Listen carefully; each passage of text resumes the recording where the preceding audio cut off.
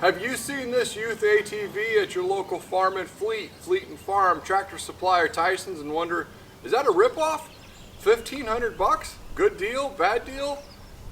I've owned this ATV for a little over, right around 3 years. You want to know my thoughts on whether this is a good deal or not? Stay tuned.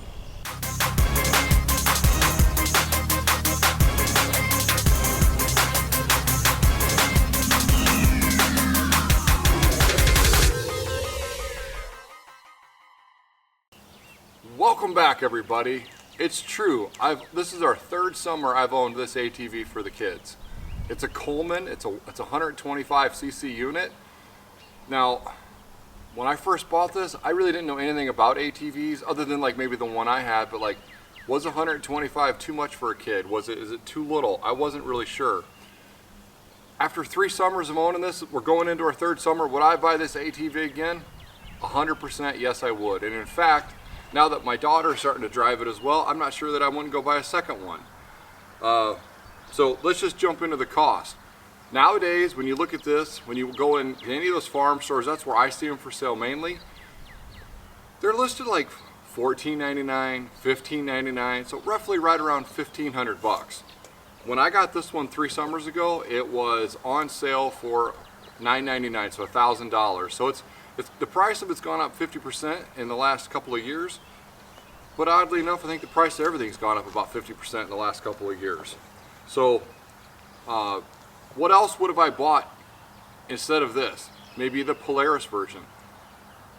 My thought was I took a risk on this one because the Polaris youth model would have been 3 times the money, and I thought, man, if this thing broke, I could just buy another one and still be money ahead. So in my experience, this little ATV has more than enough power to pull my children around. I know you should never let 2 kids be on one ATV. I've even, when they were smaller, I let both of them ride on this whenever they wanted at the same time. They went slow. There's a couple features built in to make this safer. I'll maybe share some of those with you now. The first thing to think about is there's a little screw right here. This screw is what you would adjust to determine how far this lever can go down. This is your throttle, just like any other 4-wheeler. If you tighten this down, this doesn't go as far, meaning the machine can't go as fast. That's pretty nice. Another feature this has would be if you attach this to the rider, provided your rider actually fell off, this would come undone, and then that should kill the engine immediately. Now, I've never actually used that ever. If you were super concerned about safety, that might be something you give it a try. The features, I'm glad it's there. I just tell my kids to slow their ass down. Here's the key fob that came with it. It's got remote start. I don't know why you'd ever use that, but more importantly, if you did see your child doing something dangerously, you should be able to just hit that button and that would also kill the engine. Again, it came with 2 sets of 2 keys, but this could be a feature that would make you happy or make you maybe feel more comfortable. I've never tested this, so I don't even know if this works because again, I just tell my kids, like, if you're driving that reckless, I'm gonna take it away from you.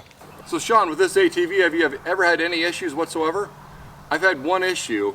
One spring, I kind of forgot how to start it, but that was completely my fault.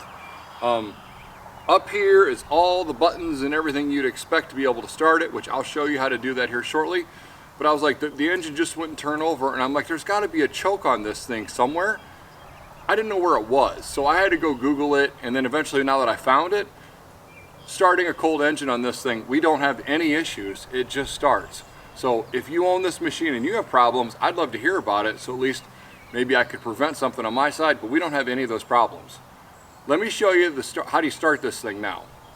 One of the first things we want to be concerned about is, see this little lever right here? See how it goes down and it comes up? When it's down, the gas is off.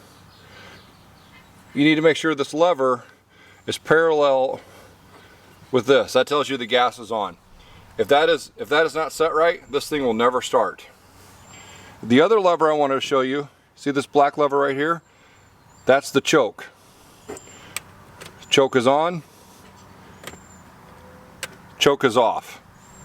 So knowing that that black switch back there exists, is going to save a lot of your problems. Okay, so this is a cold engine. This machine has not been started in a couple of days. The first thing we need to make sure, the gas is on. This is fully connected. Here's another on-off switch. So again, if your child's driving and they panic, they just hit the button and it goes off. So as long as that's set to on, as long as our key is turned on, all we got to do, I always just apply the brake, but we just hit this push button start. Now, I wanted it to do that. I wanted it to do that to show you that the choke is not on and this is actually a cold engine. If I reach down here and flip the choke up and give that another try, and then that's been my experience for 3 years now, every single time. I haven't replaced the battery or anything. It just works.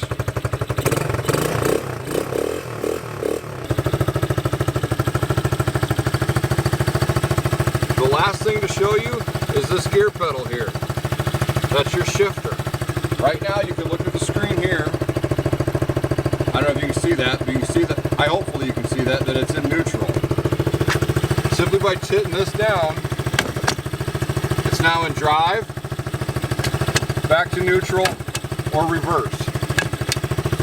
And all that shows up on the screen.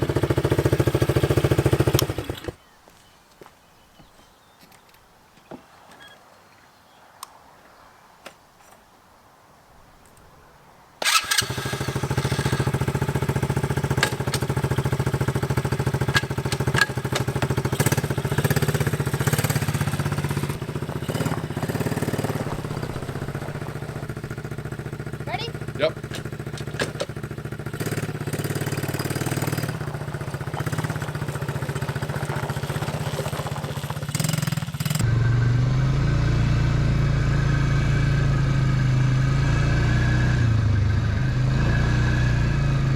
We go a little faster.